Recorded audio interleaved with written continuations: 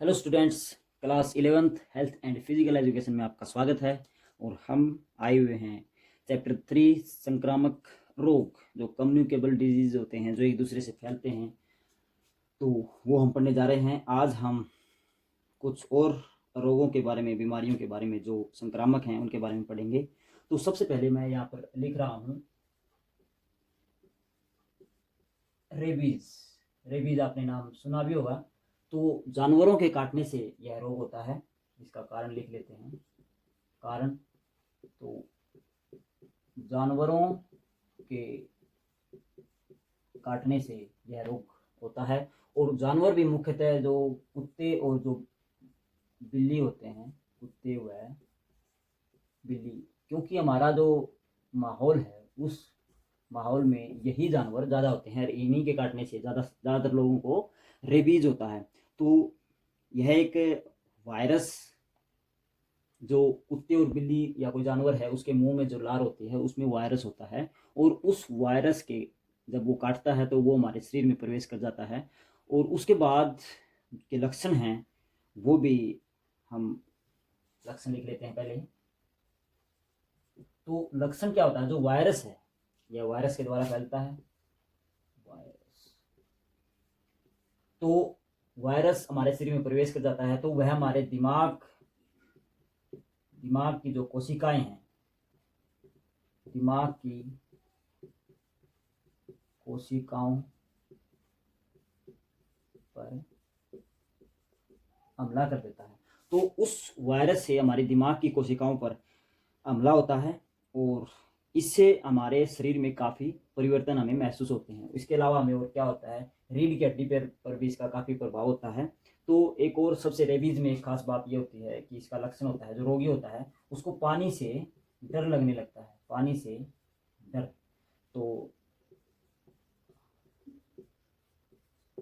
रोगी पानी से डरने लगता है।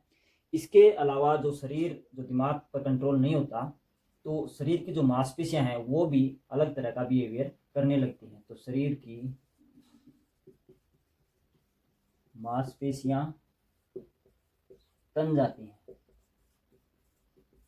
तो और जब दिमाग पर कोई हमला होता है तो उससे हमारा शरीर भी गड़बड़ा जाता है। अर्थात इस रोग में कई बार रोगियों को दौरे भी आने लगते हैं, दौरे पड़ने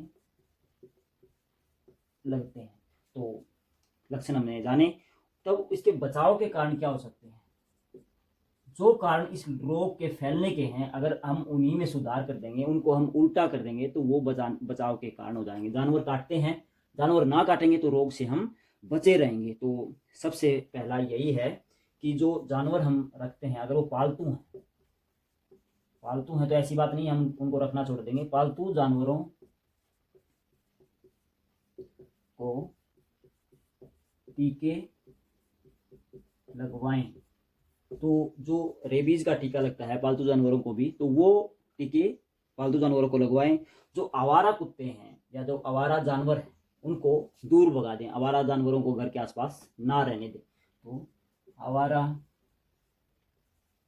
कुत्ते ही ज़्यादा काटते हैं तो हम उन्हीं का नाम लिखेंगे। आवारा कुत्तों से दूर रहें। एक और कारण लिख लेते हैं कि जो कुत्ते काट लेते हैं, कई बार वो पागल होते हैं, लार टपकाते रहते हैं जगह जगह, या उनका जो बिहेवियर है वो सही नहीं है, तो ऐसे कुत्तों को, ऐसे जानवरों को हमें मार देना चाहिए। तो पागल कुत्तों को मार दे, क्योंकि उनका कोई इलाज नहीं है। जब वो वायरस उनके दिमाग में चढ़ जाता है तो वो हर किसी को, व्यक्तियों को भी और जो दूसरे जानवर हैं उनको भी खाने लग जाते हैं। तो वो बीमारी का फैलाव सभी जगह कर सकते हैं। तो ऐसे कुत्तों को हमें मार देना चाहिए। अब हम एक और रोग के बारे में जानेंगे जो संक्रामक ही है, और वह भी जानवरों अर्थात जीवों से ही फैलता है। और इस रोग का नाम है प्लेग। प्लेग पुराने समय में एक महामारी भी होती थी, आजकल नहीं होती क्योंकि पहले चूहे ज़्यादा होते थे, साफ सफाई के साधन इतने नहीं थे। तो प्लेग चूहों से फैलता है चूहों से फैलता है, अर्थात चूहे डायरेक्ट हमें नहीं उस रोग को फैलाते, बल्कि वो इनडायरेक्ट रूप से फैलाते हैं। कैसे? चूहों में जो पिस्सू होते हैं, जो चूहों की त्वचा होती है, उनमें जो पिस्सू होते हैं वो चूहों की त्वचा पर रहते हैं, और जो जिन चूहों में प्लेग महामारी के लक्षण हैं उनमें वो पिस्सू, अगर वो चूहा मर जाता है तो वो पिस्सू उसकी जो उसका रहने का स्थान है चूहे की त्वचा, उसको छोड़ देते हैं और वो व्यक्तियों के कपड़ों में या बिस्तरों में रहने लग जाते हैं। और जब वो पिस्सू हमें काटते हैं, संक्रमित पिस्सू हमें काटते हैं, तो वो हमको भी प्लेग दान में दे देते हैं। तो प्लेग चूहों के द्वारा ही फैलने वाला रोग है। इसके जो लक्षण है, कारण हमने जान लिए, चूहों से फैलता है, पिस्सुओं से। लक्षण हम अभी देखेंगे क्या है कि जब पिस्सू काटते हैं और जब प्लेग धीरे धीरे मनुष्यों में फैलता है, इसमें कुछ टाइम लग जाता है फैलने का, लगभग 20 या 30 दिन भी लग जाते हैं। तो लक्षण सबसे पहले क्या होगा, व्यक्ति को तेज बुखार हो जाएगा, और यह 104 या 105 डिग्री फ़ारेनहाइट तक भी हो सकता है। तो बहुत तेज बुखार होता है रोगी को। इसके अलावा क्या होता है, शरीर एक तरह से उसकी मांसपेशियां हैं वो टूटती रहती हैं, शरीर टूटता है, या हम कह सकते हैं शरीर में बहुत दर्द की अनुभूति होती है। नंबर 3 पर हम लिखेंगे, रोगी को प्यास बहुत लगती है, प्यास बहुत लगती है। एक और कारण लिख लेते हैं, जो अगर ये बुखार है तो जो चेहरा होता है रोगी का वो बहुत ही मुरझा जाता है। चेहरा नॉर्मल बुखार में ही रोगी मुरझा जाता है, तो ये नॉर्मल से लक्षण हैं संक्रामक रोगों के, ये हम लिख सकते हैं यहाँ पर, चेहरा मुरझा जाता है। अब इसका बचाव क्या करेंगे? सबसे पहले तो बचाव वही है कि जो कारण था उसी को हम दूर कर दें। तो सबसे पहला बचाव यही है कि चूहों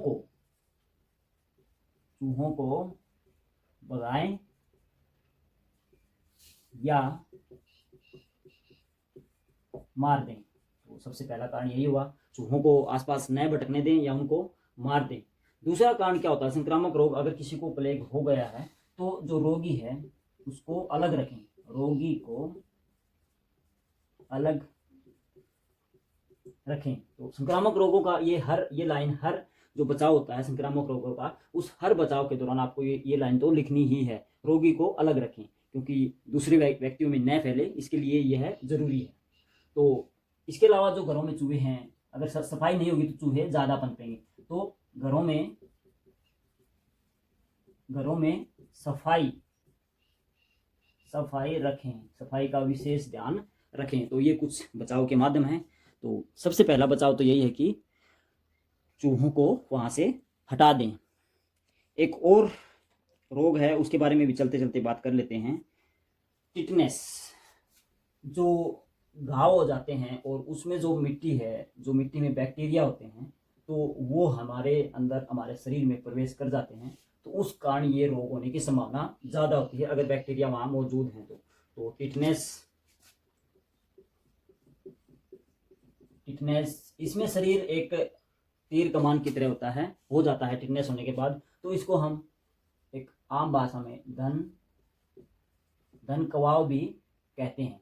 तो एक और इंग्लिश में इसको बोलते हैं, जब यह रोग होता है तो व्यक्ति का जबड़ा खुलना बंद हो जाता है।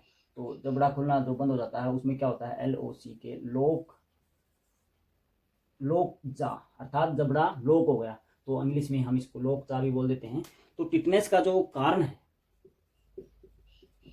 है वो क्या है, वो है जो मिट्टी, जो हम काम करते हैं या किसी भी जगह की मिट्टी है, मिट्टी में जो बैक्टीरिया हैं, वो इसका मेन कारण है। तो बैक्टीरिया के द्वारा यह रोग फैलता है, यह आपको ध्यान रखना है। टिटनेस तो कारण हमने जान लिया। तो अब इसका जो लक्षण है वो क्या हो सकते हैं। तो लक्षण सबसे पहले यही है कि इस रोग का जो नाम है वही एक लक्षण होता है इसका, कि व्यक्ति का जो जबड़ा है वो खुलना बंद हो जाता है। तो सबसे पहले हम ये लिखेंगे, जबड़ा खुलना बंद हो जाता है। तो जबड़ा खुलना बंद हो जाता है तो इससे लोकजा एक महत्वपूर्ण लक्षण है टिटनेस का। इसका एक और लक्षण है जो धनकवाव हम बोलते हैं, इसमें शरीर टेढ़ा हो जाता है धनुष की तरह, वो या तो ऐसे हो जाएगा या ऐसे हो जाएगा। तो जब ऐसे होता है तो व्यक्ति की जो गर्दन का ऊपरी हिस्सा सिर होता है, सिर पीछे की तरफ मुड़ जाता है, सिर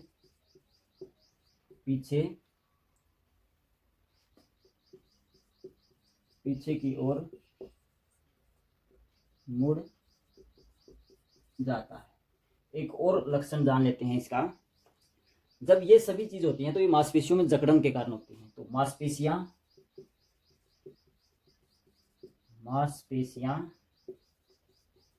खींच जाती है। तो ये इसके कुछ लक्षण थे।